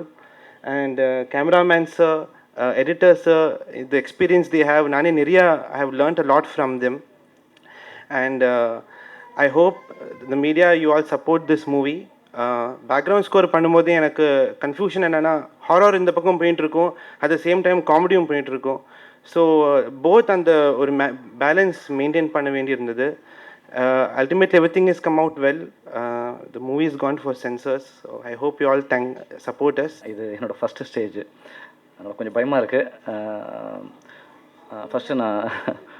First Sundar C சாருக்கு வந்து நான் ரொம்ப தேங்க்ஸ் பண்ணிக்கிறேன். ஏன்னா நான் நாளை இயக்குனரில் இருந்து தான் வந்தேன், சீசன் 5லேருந்து வந்தேன் நான். அப்போ பண்ணிகிட்டு இருக்கும்போது அதுக்கு முன்னாடியே ஒரு 10 வருஷமாக சினிமாவில் வரணும்னு ரொம்ப ஆசை. நாளை இயக்குனர் வாய்ப்பு கொடுத்தாங்க, ஜேவிக்கும் இங்கே நான் ரொம்ப தேங்க்ஸ் சொல்லிடுறேன். நாளை இயக்குனர் பண்ணும்போது என்னோடய ஃபஸ்ட்டு ஷார்ட் ஃபிலிம் அது ஒரு காமெடி கலந்த ஷார்ட் ஃபிலிம். அது வந்து நான் நின்ன உடனே ரொம்ப சந்தோஷப்பட்டது, சுந்தர்சி சார் வந்து ஜட்ஜ் அதில். அப்போ தான் சுந்தர்சி சார் ஃபஸ்ட் நான் நேரில் பார்க்குறேன். Sundar C sir and Vasanth sir வந்து ஜட்ஜு. என் படம் பார்த்து முடிச்சுட்டு வந்து இறங்கி வந்த உடனே சார் படம் பார்க்கும்போதே சிரிச்சார். இறங்கி வந்த உடனே ஃபஸ்ட்டு கேட்டார், பாஸ்கர் ஆக்சுவலாக இதில் என்ன ப்ளஸ் பாயிண்ட் அப்படின்னு கேட்டார். இல்லை சார், இதில் ஆக்சுவலாக ஒரு சின்ன ஒரு மெசேஜ் தான் சொல்லியிருக்கேன், மற்றபடி காமெடியாக தான் சார் பண்ணியிருக்கேன், எனக்கு காமெடியாக தான் பண்ண வரும் அப்படின்னு. இல்லை பாஸ்கர், வேறு என்ன ப்ளஸ் பாயிண்ட் அப்படின்னாரு. இல்லை சார், எனக்கு தெரியல, இது அதை தான் பண்ணியிருக்கேன் நான், எனக்கு டக்குன்னு பேச வரல அப்படின்னு. இல்லை பாஸ்கர், நீ நடிச்சது தான் இந்த ஷார்ட் ஃபிலிமோட ப்ளஸ் பாயிண்ட் அப்படின்னாரு. இல்லை சார், நடிக்க வேண்டிய ஆள் வந்து அந்த டயத்துக்கு வரல சார். என் பைக்கோட ஆர்சி புக்கை வச்சு தான் ஃபஸ்ட்டு ஷார்ட் ஃபிலிம் எடுத்தேன், ரொம்ப கஷ்டப்பட்டு தான் எடுத்தேன். அதை வச்சு எடுத்து அங்கே எல்லாமே வச்சுட்டு ஆன் பண்ணிட்டோம், ஹீரோ வரல. ஹீரோ வரலன்னொடனே என்ன பண்ணலாம், எங்கள் அசிஸ்டண்ட்லாம் 2-3 பேர் நடிக்க சொன்னேன். புகழ நான் நடிக்க அசோசியேட் டேரக்டர் அவரையும் நடிக்க சொன்னால் எல்லாரும் பயப்படுறாங்க. பப்ளிக்காக ஷாட் அது, கேமரா மறைச்சி வச்சு தான் எடுக்கணும், மொபைலில் தூக்கி கூவத்தில் போட்டு மேலே பார்த்து கத்தணும், அப்படி ஒரு ஷாட்டு. யாருமே நடிக்கலான்ட்டாங்க. சரி, கடைசி எங்கள் வீடு பக்கத்தில் போய் லுங்கி எடுத்துகிட்டு வாடா அப்படின்னு சொல்லிட்டு லுங்கி எடுத்துகிட்டு வந்து நானே நடிக்க ஆரம்பிச்சிட்டேன். சரி, நீ நடிச்சுட்டு நடிக்க ஆரம்பிச்சிட்டேன். அப்படி தான் நடந்தது. அதுக்கப்புறம் பல ஸ்ட்ரகல்கள்லாம் பண்ணி அந்த ஷார்ட் ஃபிலிம் முடித்து அந்த ஷார்ட் ஃபிலிம் ப்ளே பண்ணி சார் பார்த்து, சார் உங்கள் ஷார்ட் ஃபிலிம் ரொம்ப நல்லா இருக்குன்னு சொன்னார். அந்த டேட் கண்டிப்பாக என் லைஃப்பில் ரொம்ப முக்கியமான நாள். அன்னையிலேருந்து நான் இன்றைக்கி வரைக்கும் வந்து என் லைஃபே மாறி இருக்கு அப்படின்னா சுந்தர்சி சார் தான் அது காரணம். அண்ட் தென் ஷார்ட் ஃபிலிம் அந்த ஷோ முடிஞ்சதுக்கப்புறம் எல்லா ஷார்ட் ஃபிலிமே சார் ரொம்ப பாராட்டுவார். சார் சில நேரங்களில் நான் உன்னோட ரசிகர் கூட சொல்லிவிடுவார். எனக்கே பயங்கர ஷாக்காக இருக்கும், இவ்வளோ பெரிய டேரக்டர் என்னோட இதை பற்றி சொல்கிறாரு அப்படின்னா. பயங்கர ஓப்பனாக பாராட்டுவார். சார்கிட்ட ரொம்ப பிடிச்ச விஷயமே அதுதான். இது ஒளிவு மறைவு இப்படி தான் பாராட்டணும் அப்படின்றதான் கிடையாது. சார் ரொம்ப வெளிப்படையாக சொல்லுவார். அண்ட் தென் முடிச்சுட்டு நான் ஸ்கிரிப்ட் பண்ணி முடிச்சுட்டு சார்கிட்ட ஃபாலோ பண்ணி கேட்டு கேட்டேன், பாஸ்கர் ஒரு நாள் வா, சும்மா அந்த லைன் சொல்லு பாஸ்கர் அப்படின்னாரு. லைன் சொன்னேன், இது மாதிரி இருக்குது சார், ஒரு 1/2 hourல அந்த லைன் நான் சொன்னேன். நல்லா இருக்கு, ரெடி பண்ணலாமே அப்படின்னாரு. ரெடி பண்ணிடுறேன் சார் அப்படின்னா. ஒரு 10 நாள் டைம் எடுத்துக்க பாஸ்கர், நீ ஸ்கிரிப்ட் பண்ணிட்டு வந்து பாரு அப்படின்னாரு. 3 நாளே முடிஞ்சது. ஏன்னா 3 நாளுக்கு மேலே யோசிச்சாலும் எனக்கு அவ்வளோதான் வரும், ஹியூமராக அந்த ஸ்கிரிப்ட் பண்ணிட்டேன். முடிச்சோடனே சாருக்கு இது மாதிரி நான் ரெடி பண்ணிட்டேன் சார். 10 நாள் டைம் இருந்துச்சு பாஸ்கர்னாரு. இல்லை சார், 3 நாள் முடிச்சிட்டேன் சார், 4 நாள் யோசிச்சாலும் இதுதான் வரும், இதுதான் எக்ஸ்ட்ரீம் சார் அப்படின்னு. சரி ஓகே பாஸ்கர், நாளைக்கு மார்னிங் ஆஃபீஸ் வந்துரு அப்படின்னாரு. ஆஃபீஸ் போய் உட்காந்து February 20th லைஃப்பில் ரொம்ப முக்கியமான நாள். அன்றைக்கி போய் உட்காந்து சார், சரி பாஸ்கர் அப்படியே நான் ஸ்கிரிப்டை நரேட் பண்ணு அப்படின்னாரு. நான் கடவுள்லாம் வேண்டிக்கிட்டு சரி ஸ்கிரிப்ட் அம்மா அப்பா கால்லாம் விழுந்து போயிருக்கேன். போயிட்டு ஸ்கிரிப்ட் சொல்ல ஆரம்பித்தேன். சார் அப்படியே சைலண்ட்டாக தான் கேட்டு வந்து பயங்கர எக்ஸ்ட்ராடனரி காமெடிலாம் நான் சொல்லிட்டு இருக்கேன். சார் சைலண்ட்டாக கேட்டே இருந்தார். சரி சிரிப்பு வரல போல இருக்குது. எல்லாம் கேட்டு முடிச்சு, சார் இந்த இடத்துல இன்டர்வல் சார் அப்படின்னேன். ஓகே பாஸ்கர், காமெடிலாம் பயங்கரமாக ஒர்க் அவுட் ஆகுது அண்ட் படம் ரொம்ப நல்லா வந்திருக்கு, கை கொடுங்க பாஸ்கர் அப்படின்னாரு. கை கொடுத்தோன்னே பாஸ்கர் சுந்தர்சியோட ப்ரொடக்ஷனில் டைரக்டர் பாஸ்கர் இன்னிலேருந்து டைரக்டர், மிகப்பெரிய டைரக்டர் ஆகிறதுக்கு வாழ்த்துக்கள் அப்படின்னு கொடுத்தாரு. நான் எந்திரிச்சு நின்றுட்டேன், கண்ணே கலங்கிடுச்சு. அதுக்கப்புறம் தான் சார் எல்லாரையும் கூப்பிட்டு சொல்லிட்டார், இவர் தான் நம்ம படத்தில் படம் பண்ண போகிறாரு, கம்பெனி பண்ண போகிறாரு பாஸ்கர். பாஸ்கர் இப்போ கம்ஃபர்டபுளாக செகண்ட் ஹாஃப் சொல்லுங்கன்னாரு. எனக்கு செம்ம ஷாக்கு. இப்படி நான் ப்ரொடியூசர் கிட்டலாம் அவ்வளோ போய் கதை சொன்னதில் எனக்கு தெரியாது. அப்புறம் செகண்ட் ஹாஃப் பயங்கர கான்ஃபிடென்ட்டாக சொல்லி முடிச்ச உடனே ஸ்டார்ட் பண்ண சொல்லிட்டார். பாஸ்கர் ஸ்கிரிப்ட் ரொம்ப நல்லா இருக்குது, உடனே ஸ்டார்ட் பண்ணு, உனக்கு என்னென்ன தேவையோ எல்லாத்தையும் இங்கே சொல்லிவிடு, எதுவுமே என்கிட்ட நீ கேட்காத, எல்லாமே உனக்கு வந்துடும் அப்படின்ட்டாரு. அந்த சாவுக்குத்து போர்ஷன்லாம் வந்து ஒரு பெரிய செட்டு போட வேண்டியிருந்துச்சு பீச்லேயே. மீதி ப்ரொடியூசர் எப்படி பண்ணுவாங்கன்னு தெரியல. நான் சார் கிட்ட சார் நம்ம செட்டு ஒன்று போடணும், சொல்லிட வேண்டியதானே ப்ரொடி, நீ அதே என்கிட்ட கேட்டிருக்க. இல்லை சார், செலவை பற்றி நீ ஏன் பாஸ்கர் யோசிக்கிற, உனக்கு என்ன செலவு வேணுமோ எது ஒன்று பண்ணு அப்படின்ட்டாரு. என் shooting spot first time sir ஒரே ஒரு நாள் தான் வந்தார். வந்தோடனே மைக்கை வாங்கி சொல்லிட்டார், பாஸ்கர் ஷூட்டிங் ஸ்பாட்டை பார்க்க தான் வந்தேன் நான், மற்றபடி எதுவும் நான் செக் பண்ணலாம் வரல, சும்மா பார்த்துட்டு போகலாம் அவளை. எனக்கு பயங்கர க்யூரியாசிட்டியாக இருந்துச்சு படத்தை பார்க்கணும் அப்படின்னு சொல்லிட்டு வந்து மானிட்டரில் உட்காந்து சார் என்கிட்ட தான் பாஸ்கர் ஏதாவது ஓகேவா அவ்வளோதான் கேட்பார். அவ்வளோதான் சார், அதோட வரவே இல்லை ஷூட்டிங் ஸ்பாட்டுக்கு. எல்லாமே முடிச்சு சார் ஸ்க்ரீனில் பார்த்தாரு, ஆக்சுவலாக டப் வெர்ஷன் பார்த்தாரு. சூப்பர் பாஸ்கர், ஸ்கிரிப்டில் இருந்ததை விட இதில் பயங்கர எக்ஸ்ட்ராடனரியாக இருக்குது அப்படின்னாரு. எனக்கு ரொம்ப சந்தோஷமாக இருந்துச்சு. அந்த நான் குஷ்பு மேடம் வந்து February 20 சார்கிட்ட கன்ஃபர்மேஷன் ஆகி திரும்பி வீட்டுக்கு போகிறேன். எங்கள் அம்மா எல்லாம் சந்தோஷப்படுறாங்க. 22ஆம் தேதி காலையில் திரும்பி அவங்க ஆஃபீஸ்லேருந்து ஃபோன் வந்தது, பாஸ்கர் நீங்கள் வந்து செக் வாங்கிக்கலாம். நாங்கள் செம்ம ஷாக்கு, ஒரு 2 நாளே செக்கு. உடனே வந்தேன். நம்ம ஆஃபீஸ்லேருந்து சொன்னாங்க, நீங்கள் வீட்டில் போய் செக் வாங்கிக்கோங்க அப்படின்னாங்க. வீட்டுக்குள்ளே போனால் தான் குஷ்பு மேடம் வந்து செக் கொடுத்தாங்க. எனக்கு செம்ம ஷாக்கு. லைஃப் டைமில் வந்து சினிமா பண்ணுறவங்களுக்கு எவ்வளோ பெரிய ஆப்பர்ச்சுனிட்டி கிடைக்குமான்றது தெரியல. ஃபஸ்ட்டு படத்தில் மேடம் வந்து செக்கு கொடுக்கும்போது, அடுத்த வருஷம் இதே நாளில் நீ மிகப்பெரிய இயக்குனராக இருக்கணும் பாஸ்கர், அதுக்கு என்னோடய வாழ்த்துக்கள், நாங்கள் வந்து உன்னோட டேட்டு கேட்கணும், அந்தளவுக்கு நீ பெரிய டேரக்டராக இருக்கணும்னாங்க. அங்கேருந்து அழுக ஆரம்பித்தவன் நான் வந்து எங்கள் வீட்டுக்கு வர வரைக்கும் அழுதுகிட்டே இருந்தேன், கண்ணெல்லாம் கலங்கிடுச்சு. நான் பல கஷ்டங்கள் நான் எல்லாமே நடந்தது. என் ஒய்ஃப்லாம் கன்சீவாக இருக்கும்போது இப்படி ஒரு சப்ஜெக்ட்டு நான் பண்ணுவேனாலாம் தெரியல. வேலையை ரிசைன் பண்ணிட்டேன் அந்த டயத்தில், மார்க்கெட்டிங் இருந்தேன். அதுக்கப்புறம் இந்த மாதிரி போயிட்டு சாரை பார்த்து இந்த ஸ்கிரிப்ட் சொன்னதுக்கப்புறம் தான் லைஃப் ரொம்ப மாறிச்சு. எனக்கு இதுக்கு மேலே அதிகமாக பேச வரல. என் ஃப்ரெண்ட்ஸ் எல்லாருக்குமே தேங்க்ஸ். கிரண் சார் முக்கியமாக ஆஃபீஸில் எனக்கு அடிக்கடி லீவ் கொடுத்த அவருக்கு ரொம்ப தேங்க்ஸ். ஹரி, எங்கள் அண்ணன் விஜய் அண்ணன், எங்கள் அப்பா அம்மா, என் ஃபேமிலி எல்லாருக்கும் ரொம்ப நன்றி. இதுக்கு மேலே சாரை பற்றி சொல்லணுன்னா, என் பிள்ளையோட பேரே சாரோட பேர் தான். பிறந்த உடனே சார் தான் வந்து வச்சார். சாரோட பேர் சொன்னோடனே சாரே ஷாக் ஆகிட்டார். அதுக்கு மேலே சொல்கிறதுக்கு எதுவும் இல்லை. நன்றி. அண்ட் சித்தார்த் விபின் ரொம்ப நல்லா மியூசிக் பண்ணியிருக்காரு. 5 டிஃப்ரெண்ட்டான சாங்ஸு. நான் எப்போ எந்த நேரத்தில் நைட்டு 1 மணிக்கு 2 மணிக்கு திடீர்னு எனக்கு இது ஒரு டியூன் ஏங்க இந்த படத்தில் இப்படி ஒரு டியூன் இருந்துச்சு பண்ணுங்க அப்படின்னு அதையும் ஒரு ஏன் சரி பாஸ்கர் அந்த ரெஃபரன்ஸ் என்ன ஓகே பண்ணுவோம். திரும்பி காலைல ஒரு 4 மணிக்கு ஃபோன் பண்ணேன், சார் இப்படி ஒரு சாங் சார், சாவு குத்தில் டபரா குத்து மக்கெட் குத்து இந்த மக்கு குத்து என்னங்க டபரா குத்து பக்கி குத்து இதெல்லாம் ஸ்கிரிப்டில் சின்னதான்னு சொல்லி பெருசாக இருக்குது, அதுக்கு ஒரு சாங்கே வேணும் சார் பண்ணுங்க அப்படின்னு. எந்த டைமாக இருந்தாலும் நான் எப்போ போனாலும் அவர் வீட்லேயே போய் கூட உட்காந்து அதை கம்போஸ் பண்ணி நைட்டு பகலாக அதுக்காக அவர் பாடுபட்டு இன்றைக்கி சாங் பயங்கர டிஃப்ரெண்ட்டாக வந்திருக்கு. ஷூட் பண்ணும்போது அங்கே நிறைய பேர் டான்ஸ் ஆடிட்டாங்க. சிலாக்கி டுமாலாம் எடுக்கும்போது பயங்கர எனக்கு என்ஜாய்மெண்ட்டாக இருந்தது. அண்ட் ஐஸ்வர்யா அந்த பாட்டு பயங்கரமாக கலக்கிட்டாங்க டான்ஸ். நான் ஃபஸ்ட்டு ஐஸ்வர்யா கிட்ட சொன்னோன்னே டான்ஸா ஓகே சூப்பர் பாஸ்கர், இது ஒரு படத்தில் கூட ஆடினதே இல்லை, நீ அதை வாய்ப்பு கொடுத்திய படத்தில் அப்படின்னு ரொம்ப சந்தோஷப்பட்டாங்க. அண்ட் வைபவ் கதை சொல்லி முடிச்சு சார் கிட்ட கேட்டோடனே சார் சொன்ன ஆப்ஷன் இல்லை பாஸ் சார் என்ன பண்ணலாம் சார் அப்படின்னு. வைபவ் சார் நான் உடனே சொல்லி உடனே சார் ஃபோன் பண்ணார்.